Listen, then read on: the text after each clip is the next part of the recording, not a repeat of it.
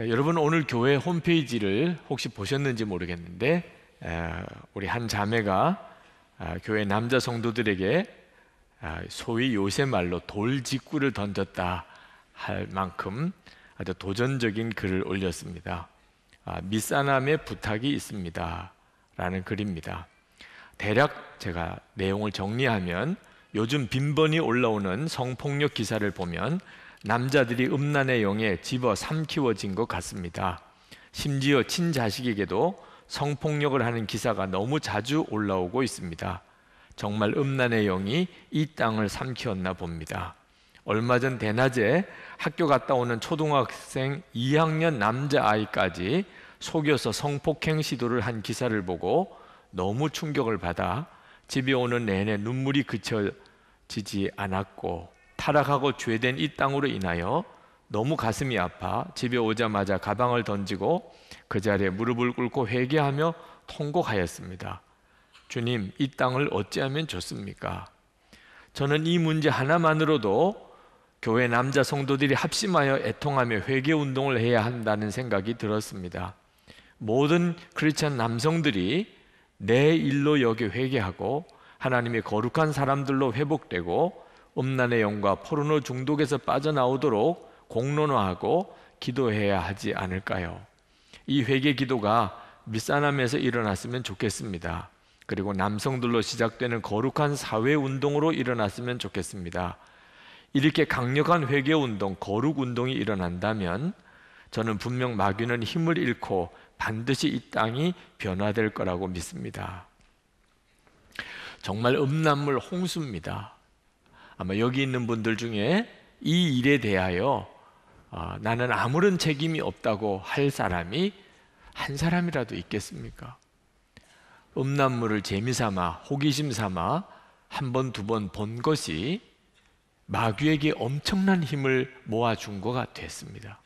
그래서 세상이 달라져 버렸습니다. 지금은 고위공직자들 또는 사회 지도층에 심지어 성직자들까지 상상할 수 없는 그런 추문을 일으키고 있습니다. 이 일에 대해서 우리가 정말 회개해야 할 일입니다. 재미삼아 할 일이 아니라는 겁니다. 지금은 무서운 세상이 되어버렸습니다. 이제는 가족을 지키고 자녀들을 지키는 일이 우리에게 있어서 매우 두려운 일이 됐습니다. 죄는 무섭습니다. 정말 끔찍합니다. 죄에 있어서만큼은 사람은 동물보다도 더 나쁜 존재가 되었습니다. 마귀가 되어버린 거예요. 어떻게 사람이 이럴 수 있나, 이럴 지경이 되어버렸습니다. 죄가 무서운 것은 하나님과의 관계가 끊어지는 겁니다. 모든 것이 모든 축복이 다 사라져버리게 됩니다. 다윗은 대단히 멋있는 용모를 가진 사람이었던 모양입니다. 그래서 다윗의 동상을 만들어 놓은 걸 보면 다 나체로 만들었습니다. 그것은 다윗의 신체가 얼마나 아름다운가를 보여주는 거죠. 다윗은 시를 잘 썼습니다. 글 쓰는 재주가 있었어요. 여러분, 어떤 사람이 정말 글을 감동적으로 쓰면 그 자체가 우리에게 황홀하잖아요. 글 잘 쓰는 사람은 정말 부러운 사람입니다. 다윗은 노래도 잘했습니다. 그는 왕 앞에서 그는 노래하는 사람이었습니다. 악기를 잘 다뤘어요. 요즘으로 말하면 정말 아이돌 가수 같은 사람. 외모도 멋있지요, 글도 잘 쓰지요, 노래도 잘했습니다. 게다가 그는 30세 왕이 됐습니다. 40년 동안 70세까지 그는 왕으로 살았습니다. 요즘의 대통령과 비교가 안 되는 지위를 가지고 있었던 존재입니다. 그는 거의 모든 자유를 다 누리고 살았습니다. 세상에 이런 사람이 울 일이 있나요? 어떻게 그런 다윗이 신하들 앞에서 무릎을 꿇고 통곡을 하고 울면서 괴로워하다니, 무엇이 도대체 그런 다윗을 그렇게 괴롭게 만든 겁니까? 그는 모든 것을 다 가졌지만 영혼의 축복을 잃어버린 겁니다. 죄로 인해서 하나님과의 관계가 끊어지고 나니까 모든 복이 아무런 소용이 없어졌어요. 다윗 자신의 입으로 고백하기를 12절에 주님께서 베푸시는 구원의 기쁨을 내게 회복시켜 주시고 내가 지탱할 수 있도록 내게 자발적인 마음을 주십시오. 그는 모든 기쁨을 다 잃어버렸어요. 죄로 인하여. 지난 주일 설교를 한 이후에 많은 성도들이 기도를 받으시기를 위해서 오셨습니다.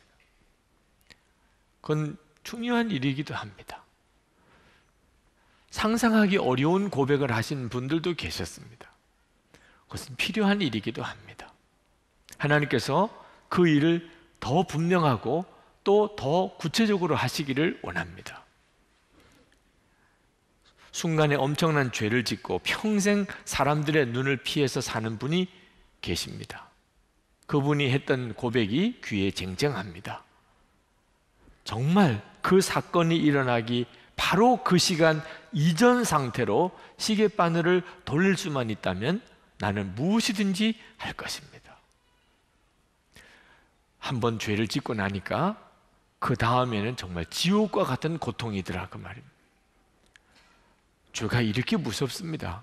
그런데 우리에게 그런 죄가 혹시 있다 하더라도 여러분 아직까지 희망이 있습니다. 여러분이 진심으로 정말 회개한다면, 구원의 기쁨을 회복하기를 정말 원한다면, 그렇다면 하나님께서 여러분에게 그 구원의 길을 허락해 주신다는 것입니다. 다윗은 엄청난 죄를 지었습니다. 그렇지만 그는 마음속으로 진실이 회개했습니다. 하나님이 그것을 원하시니까. 6절 말씀에 보니까 마음속에 진실을 기뻐하시는 주님. 하나님은 우리의 마음에 진정한 회개가 있는지를 보고 싶어 하십니다. 그렇다면 하나님은 그에게 구원의 기쁨을 회복할 기회를 주십니다. 다윗이 회개했는데 우리가 회개했다는 사람들을 만날 때 마음에 의구심이 생길 때가 있습니다. 진짜야? 저 진심일까? 잘못했다 그러고 회개한다고 하지만 그 마음의 중심이 정말 그런지 알기 어려울 수도 있잖아요. 그런데 다윗의 경우에는 정말 진심이었습니다. 나단 선지자 불의한 부자 이야기를 했을 때 다윗이 얼마나 화를 내고 흥분했는지 모릅니다. 나단 선지자가 다윗에게 바로 당신이 그 사람이요 라고 지적했을 때 그때 다윗은 왕이었습니다. 신하들을 다 보는 앞입니다. 그때 다윗은 무릎을 꿇었습니다. 내가 죄인입니다. 내가 그런 죄를 지었습니다. 그렇게 고백을 했습니다. 아, 다윗이 진심으로 회개한 사람이구나. 만약에 진심으로 회개하지 않았다면, 마음의 중심이 그렇지 않았다면 아마 다윗은 그것을 어떻든 덮으려고 했을 겁니다. 그 유대교 랍비들은 이 정말 존경스러운 다윗이 그런 죄를 지었다는 것에 대해서 어떻든지 좀 합리화하려고 밧세바가 유혹을 해서 그랬을 거다 하는 주장을 하는 이들이 있습니다. 정황상 그럴 가능성이 상당히 있습니다. 밧세바가 의도적으로 다윗을 유혹하려고 했고 다윗은 거기에 넘어갔을 거다. 다윗의 고백 속에 이런 반구도 어쩔 수가 없었다. 밧세바가 유혹했다는 뉘앙스에 아무런 말이 없습니다. 그냥 다윗은 내가 죄를 지었습니다. 그렇게 고백했습니다. 아, 다윗이 진심으로 회개했구나. 마음의 중심에 회개가 있구나 하는 것을 알 수가 있다 그 말. 그래서 하나님은 다윗을 다시 회복시켜 주신 겁니다. 여러분도 어떤 죄가 여러분에게 있든지 간에 여러분이 진심으로 회개하면 정말 마음을 보시는 하나님께서 알 수 있는 그런 회개를 하나님께 드린다면 여러분은 다 회복될 수 있습니다. 우리가 반복적으로 죄를 짓다가 보면 어떤 때는 회개할 힘조차 없어질 때가 있습니다. 다시 말하면 하나님께서 더 이상은 용서해 주지 않으실 거야. 그런 생각이 내 마음을 누를 때가 있습니다. 하나님께서 더 이상은 용서해 주지 않으실 거야. 하나님께 회개한다고 고백할 수 있는 자신도 없어지는 때가 옵니다. 그때 여러분 기억하시기 바랍니다. 하나님은 다시 용서 안 하실 거야. 더 이상은. 그건 완전히 마귀의 소리입니다. 결코 그런 법이 없습니다. 하나님은 우리가 태어나기 전에 이미 독생자를 우리의 죄를 사하시려고 보내셨고, 우리가 이 땅에 존재하기도 전에 예수님은 우리의 죄를 용서하시려고 십자가에 달려 죽으셨고, 우리를 그렇게 용서하실 길을, 구원하실 길을 열어놓으셨습니다. 그런 하나님이신데 우리가 진정으로 회개하고 하나님께 잘못했다고 했을 때 거절하실 수 있겠습니까? 마태복음 18장에 베드로가 누구든지 너에게 죄를 짓고 잘못했다고 회개하면 용서하라고 하시는 주님의 말씀 앞에서 질문을 합니다. 주여, 몇 번씩 용서하리까? 몇 번까지 하리까? 7번까지 하리까?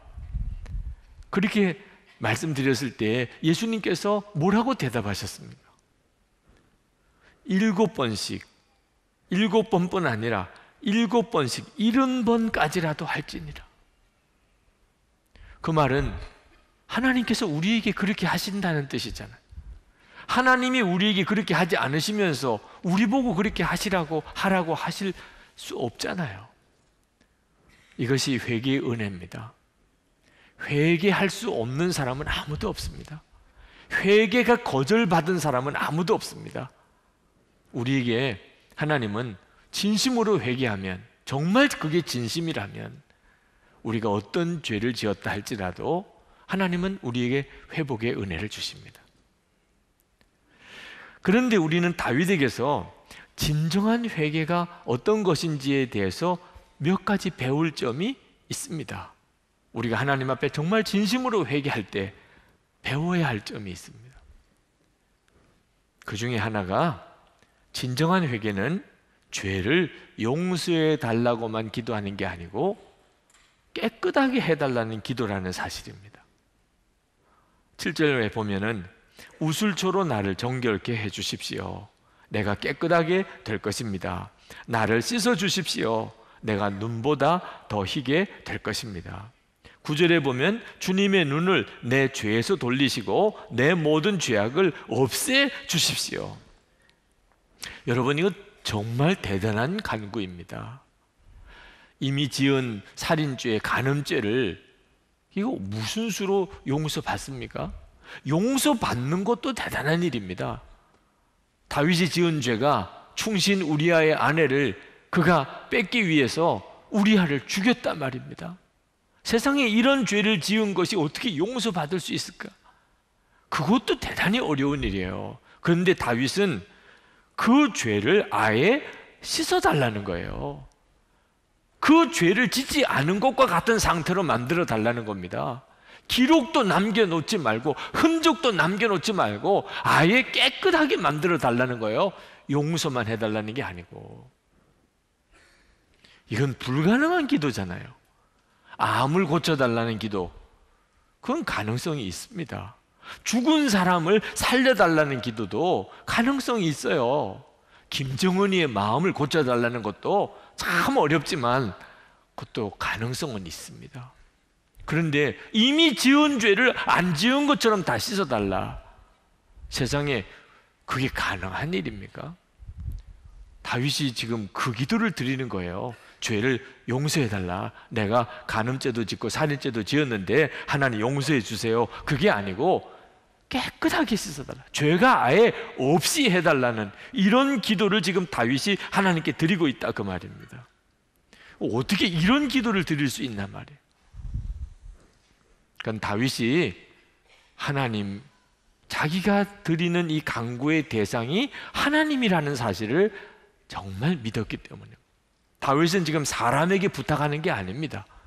사람에게 부탁하는 거라면 용서해 달라는 거죠. 뭐 용서해 달라, 용서해 주세요. 이스라엘 백성들이여 나를 용서해 주시오, 뭐 이렇게 했겠죠. 근데 지금 다윗은 하나님께 기도를 하고 있는 거예요. 자기가 믿는 분은 하나님이신 것입니다. 하나님만이 하실 수 있는 일이에요. 우리가 지은 죄를 용서만 하는 게 아니고 깨끗이 씻어주시는 겁니다. 그런데 이 기도가 응답이 됩니다. 이 말도 안 되는 것 같은 이 기도가 응답이 된다는 거예요. 예수 그리스도로 인하여 우리에게 이미 이루어졌어요. 이 소원이 응답되었습니다. 요한일서 1장 7절에 보면 그 아들 예수의 피가 우리를 모든 죄에서 깨끗하게 하실 것이요. 우리가 하도 이 말씀을 많이 듣다 보니까 이 말씀에 대해서 둔감해진 것이 있는데, 그것은 용서받았다는 게 아니고 깨끗해졌다는 뜻입니다. 우리가 예수님의 십자가의 보혈로 죄 사함을 받은 것은 단순히 용서받은 게 아닙니다. 우리가 지은 죄에 대한 어떤 기록도 이제는 남지 않았다. 우리가 천국에 갔을 때 우리는 용서받았다는 정도가 아니고 우리 자신의 죄에 대한 어떤 기록도 남아있지 않아요. 우리가 지은 죄에 대한 어떤 자국도 남아있지 않아요. 하나님조차도 기억지 않으신다고 그러셨어요.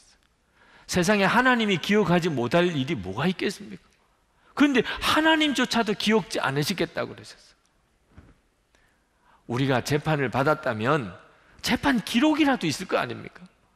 재판을 받았는데 죄는 있는데 우리가 그 죄에 대한 처벌은 받지 않겠다, 뭐 그럴 수 있는 거지요. 그래서 처벌을 받지 않았어요. 죄값을 내가 치르지 않게 됐습니다. 그래도 기록은 있을 거 아니에요. 내가 무슨 죄를 지었는지. 그런데 그 기록조차 없어졌다. 완전히 깨끗하게 되었다는, 내가 무슨 죄를 지었는지 어디에 가서도 찾을 수가 없게 됐다, 그 말입니다. 이 은혜가 우리를 춤추게 하는 거예요. 이것 때문에 우리가 찬양하는 거예요. 세상 사람들은 다 죄를 묻어두고 살잖아요. 감추고 살잖아요. 겉으로 잘 꾸미고 살지만 속으로는 별의별 죄를 다 숨기고 살잖아요. 그게 근본적인 두려움이잖아요. 언젠가는 숨겨놓은 거, 감춰놓은 거, 잊어버린 거 다 드러날 때가 올 것이라. 그게 심판이 두려운 거잖아요. 어떤 종교도 이 문제는 해결하지 못하잖아요. 그런데 예수님의 십자가의 복음은 우리를 죄를 숨겨두고 사는 게 아닙니다. 완전히 지워져 버린 거예요. 깨끗해진 거예요. 우리는 죄를 숨기고 사는 존재가 아닙니다. 이미 우리의 죄는 다 지워져 버렸어요. 깨끗해진 거예요. 이것이 복음인 겁니다. 그런데 여러분, 이 소원이 다윗에게서부터 나온 게 아닙니다. 다윗이 하나님께 나가 기도할 때 아주 막 정말 통 큰 기도를 드린 거예요. 통 큰 기도를. 아유, 죄 용서해 주실 바에야 아예 지워주세요, 하나님. 그래서 다윗이 이렇게 아주 통 크게 기도하니까 하나님도 통 크게 응답하셔서 그래, 지워주지, 이러신 게 아니란 말이에요. 다윗이 때를 쓰니까 하나님이 할 수 없이 그렇게 들어주신 것도 아니란 말이에요.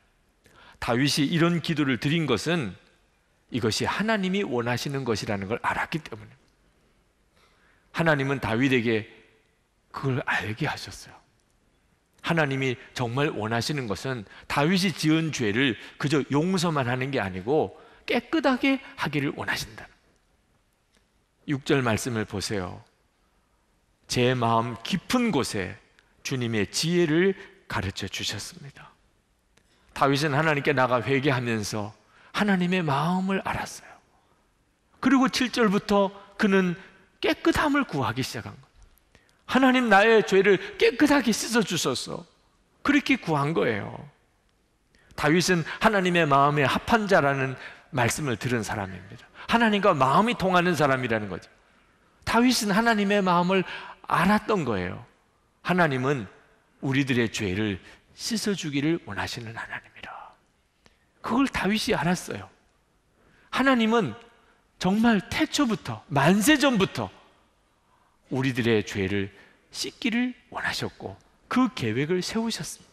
아담과 하와가 선악과를 따먹었을 때 하나님은 이미 아담과 하와가 지은 그 죄를 완전히 씻어준 그런 십자가의 계획을 이미 그때 세우신 거예요.